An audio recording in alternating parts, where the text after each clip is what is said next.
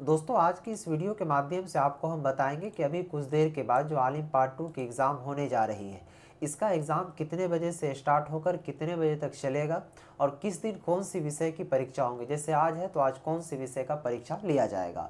सबसे पहले देखिए दोस्तों, मैं बात कर लूँ एग्ज़ामिनेशन टाइम का, तो ये रूटीन है आप लोगों का क्या कहते हैं आलिम पार्ट 2 वाला।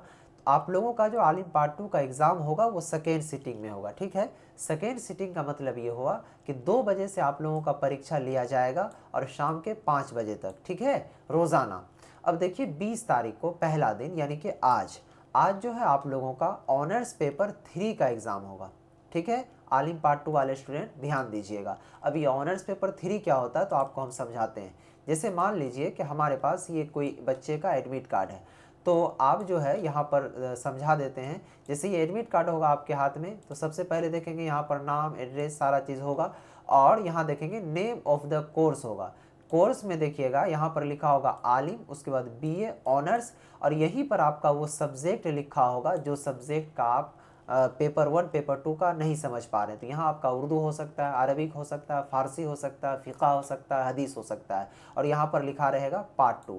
तो यहाँ पर जो विषय का नाम होगा वही विषय आपका यहाँ पर पेपर 3 में होगा, ठीक है।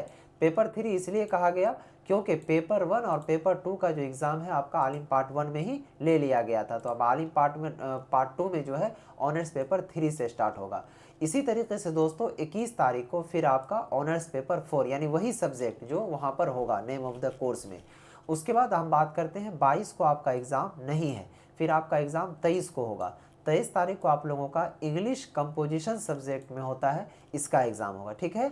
उसके बाद 24 तारीख को आप लोगों का जो एग्ज़ाम है हिंदी कंपोजिशन का होगा, क्लियर है।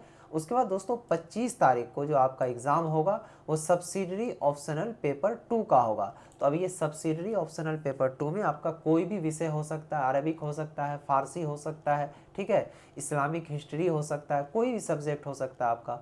उसके बाद 26 को फिर आपका एग्ज़ाम नहीं है, फिर आपका एग्ज़ाम जो है वो 27 तारीख को है। 27 तारीख को अरबिक सब्सिडरी कंपलसरी पेपर 2 का एग्ज़ाम होगा, ठीक है, यानी कि अरबिक विषय का।